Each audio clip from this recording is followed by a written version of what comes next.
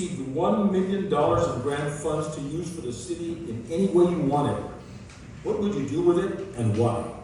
Well, right now, we're, as a prior law enforcement officer, obviously everybody's going to know where I'm going to use that money towards our first responders, both the fire and the police. In order for us to provide security for our city, they need to be fully equipped. And those fire trucks are not cheap.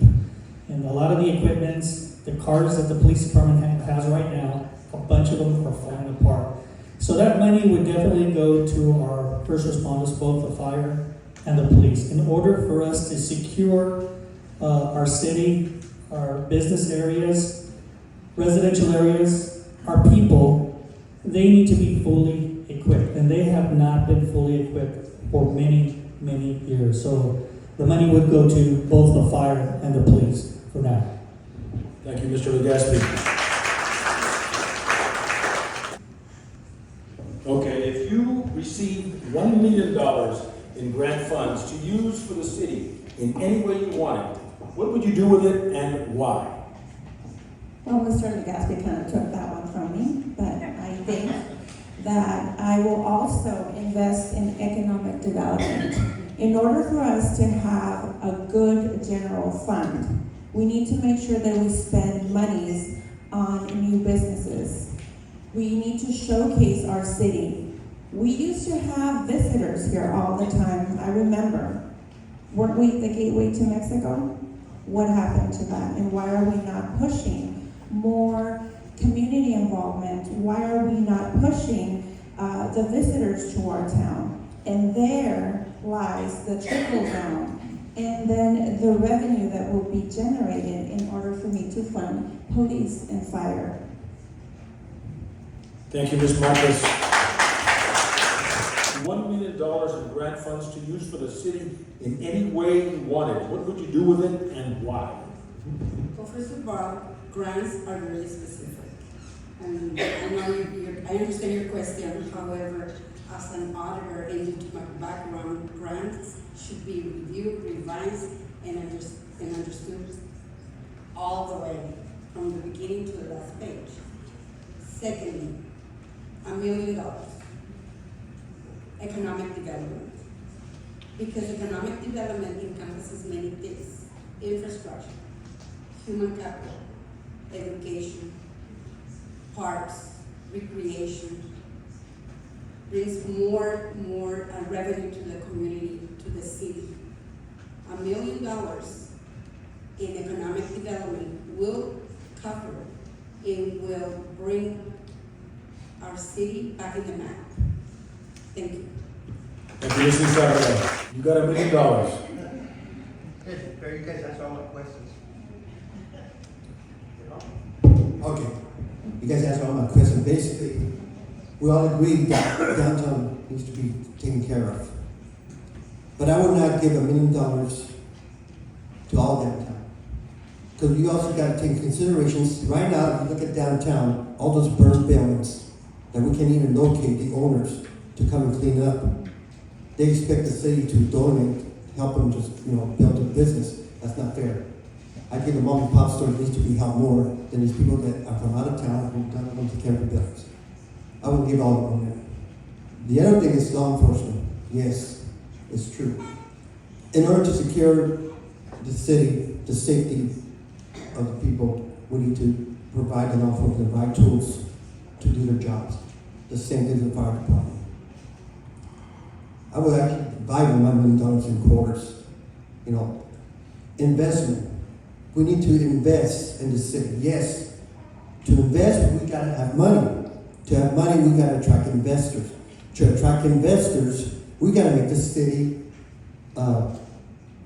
beautiful, right? We gotta entice them. We gotta entice these corporations. Hey, there's an opportunity over here. But when we go to downtown Calexico, how are we gonna get this investor over here? So yes, if I had $1 million, yes, I would divide it.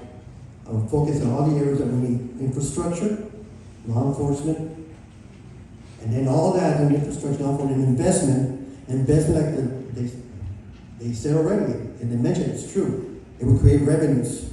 And these revenues will help us build our programs, will help us fix our infrastructures, our streets, our sewer, recreation, all the stuff that we need in terms that we used to have in the past, that I remember, when it used to be so strong.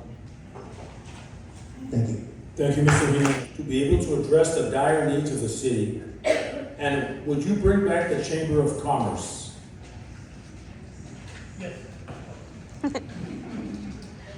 Yes, I would definitely bring back the Chamber of Commerce.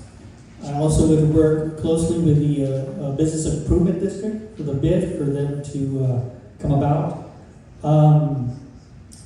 That's one thing that I've been working lately with Robert Gronich. I've been going and visiting. I visited him, and we have an up-and-coming meeting with the property owners coming soon. And John, can you a question? What do you think the city should do to bring in additional general fund revenue to be able to address the dire needs of the city? And of course, would you bring back the Chamber of Commerce? Well, definitely. Right now, we don't have an economic developer, but we need to obviously hire one with the profession that these individuals have. They're the ones that are going to give us help. And definitely, like I had mentioned earlier, working with the bid program in the Chamber of Commerce. Since we don't have an economic developer, these are our experts. Right now, we don't have anybody in the city that's bringing in funding. So why don't we go to these people? We used to work hand in hand with the Business Improvement District, working with property managers, seeing how we can bring in revenue, how we can bring in money.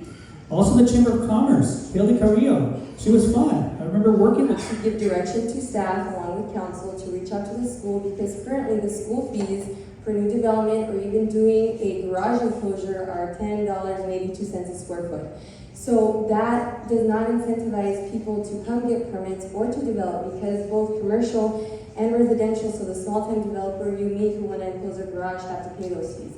Nothing against the school. The school needs those fees to be able to keep capacity for students who come and live here, and as the city grows, to be able to give our students the best education and amenities possible, right? So with that said, we have to work with the school to see how we can mitigate school fees so that we can increase residential development. And if we can't come to an agreement with the school, then you'd also put a moratorium on development impact fees to help offset the cost that developers have to pay per home. So that's how I would work with my council members. And yes, I would bring back the Chamber of Commerce. They are an important tool and asset to our community and business community. That's where people can go ask questions, how to start a business, what opportunities are there available for my business, and just get information, market one another. Thank you. Thank you, Ms. Carolina. Address the homelessness situation in the burned down, abandoned buildings in our downtown and throughout the city. So, first and foremost, social issues are very important, but they're not city issues. Right now, we are not at war, but we are in a war-torn city. It's being destroyed and it's being neglected. We need to rebuild our city, and our priority should be making sure that we have a humane way of dealing with the homeless population. It is not only a health issue, but a public safety issue. We have to work within our jurisdiction, work with the county to make arrangements for them.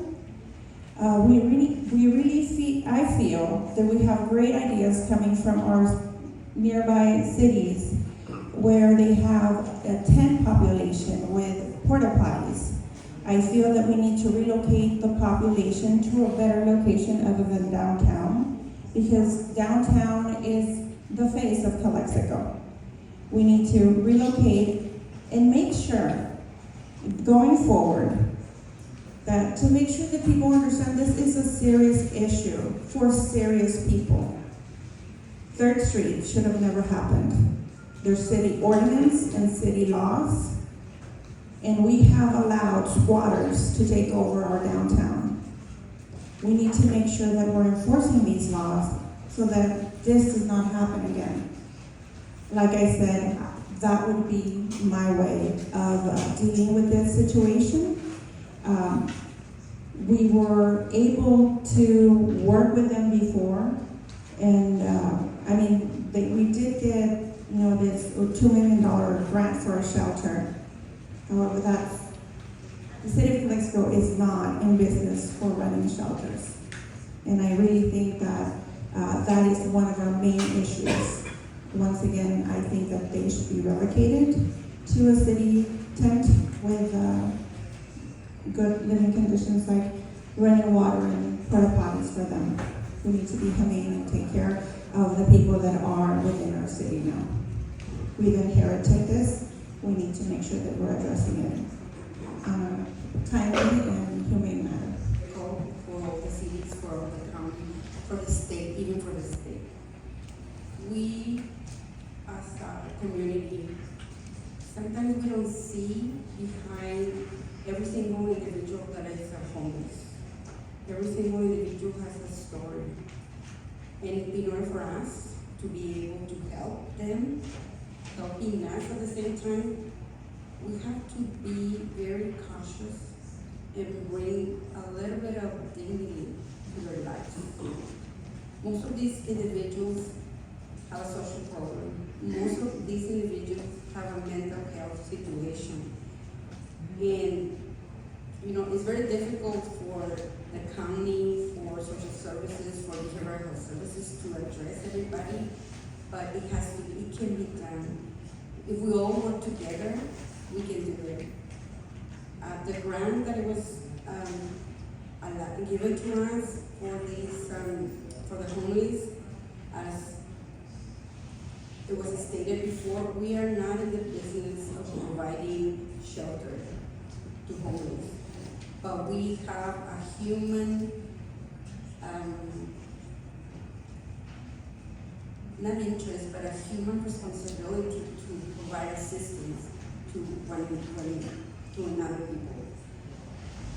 I will promote special funding. I will look for special funding for this category, and I also would like to engage the whole community, because this is serious and we have to address it as a team.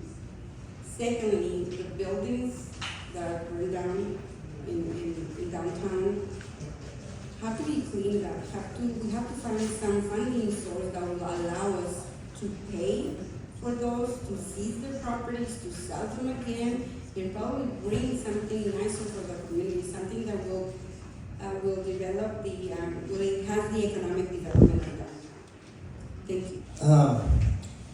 Holiness is a very touchy issue. And you have to be careful what you say, because some people might get offended, some people might misinterpret it. Through all my life, my career in law enforcement, especially in South Central, homeless has always been a factor, a problem. And they try different approaches. And sometimes they'll say law enforcement, you're being crude, you're heartless, you're kicking the homeless out of the parks. Where else can I go? We have programs out here in the county, Salvation Army, Captain Sheridan is still around, mental health, all these that we should get involved and work together to resolve the homelessness. Because some of them, not all of them, are mentally ill. Some of them, not all of them, have a drug abuse. Some of them, not all of them, just the one conforms to norms of society. These empty buildings that we have, like I mentioned earlier, if I had $1 million when I invested on downtown, I said yes to mom and pops. These empty buildings have been burned down for years. The city needs to start waking up. If you can locate the owner of the building, put it for auction and use that fund to house the homeless. And I guarantee you, the owner of those buildings burnt down will come down running and say, hey, that's my building, okay, clean it up. I don't think it should be our responsibility to clean the downtown, people's property when they knew that they didn't complain when they received the insurance, but it's not the city's responsibility. We're not in the business, like they say, in homeless, because then you have to take responsibility. You got to provide security, you got to provide mental health, you got to provide precision and all that for those homeless. Someone's got to take care of them. yes, it's a touchy issue, but we can't ignore the problem. And the only way to get it together is we need to get among other non-profit organizations, mental health, Salvation Army, put our heads together. The city, the planning commission, maybe they can obtain some land and or a way to put these homes somewhere, but we cannot ignore it. And those empty buildings, we need to really put our heads together, get the city attorney to locate the owners and tell, hey, it's time for you to pay up. Clean your buildings. Thank you. Thank you, Mr. Jimenez. In homelessness, it's a complex topic and process. And I think the biggest thing here is having transparency from the staff point to the public. And approaching this situation with compassion is the most important thing. If I said anything, it's compassion with the situation. You have to give staff direction to work with other agencies that provide social services. Okay. You have to give staff direction to work with other agencies that provide social services. You have to assess all the areas that have transients or unhoused individuals located on them. You need assessment and data collection. You need community involvement. The community needs to be involved throughout the process so that they can also inform city staff and the council where they're seeing problem areas. And also, it's vice versa, the staff and council foster transparency to let them know, hey, this is what we have, this is where we're at. We're adopting an ordinance so that we can be able to legally remove them off of private property. And the city also has, well, the council would have to give direction to bring preventative programs, again, working with social services. Policy and advocacy. Policy is in terms of adopting an ordinance that gives the council the ability to give city staff direction to move forward with legally removing them and cleaning up areas that have unhoused individuals. Also, public awareness and education. Increasing public awareness about the causes and realities of homelessness to reduce the stigma will help build initiatives that the community are part of so that they can accept and understand. If you involve the community every step of the way, then it's a whole effort. It's all of us reporting, talking, and letting us know what's needed. But really, it's a complex process. So council gives direction to staff to assess and collect data on... You know, like it was said before, the homeless, I'll start off with the homeless. It is a complex scenario.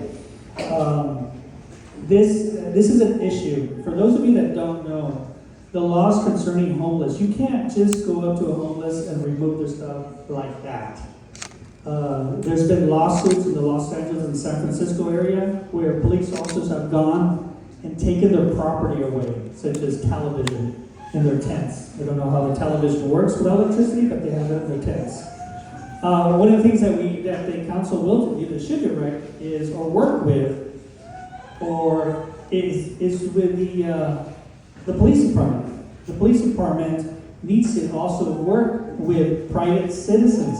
In order for a homeless to be removed from a private property, the business owner has to give you permission of a trespassing warning. You can't just simply go to the old Rite Aid building and say, yo, homeless, that's inside the gated area, I'm removing you. Guess what? That homeless can sue you. Has it happened? Not yet. We need to also work with the shelter. The laws concerning the homeless is that the shelter has to be available for homeless to take shelter. If the men's shelter is not available for the homeless, King's X, we can't touch them. So, I mean, you got the private sector where we give them a warning, we arrest them, take them in for trespassing the following day, they go back. So we definitely need to work with coalitions out there. The Brown Back Coalition would be one of them. Work with them, try to establish something that we can work with the homeless in the proper removal. Now, I can go on and on with regard to the homeless, but I believe I only have 3 minutes, correct? So, abandoned building. Let me jump into the abandoned building. Our city ordinance is out of date when it comes to abandoned building, right? we need to update our city ordinance. Right now, it's about 45 days in order for, if you find an abandoned building, the owner of the property needs to get that fixed, corrected, demolished, or whatever. But how it's working right now is the property owner is no longer around.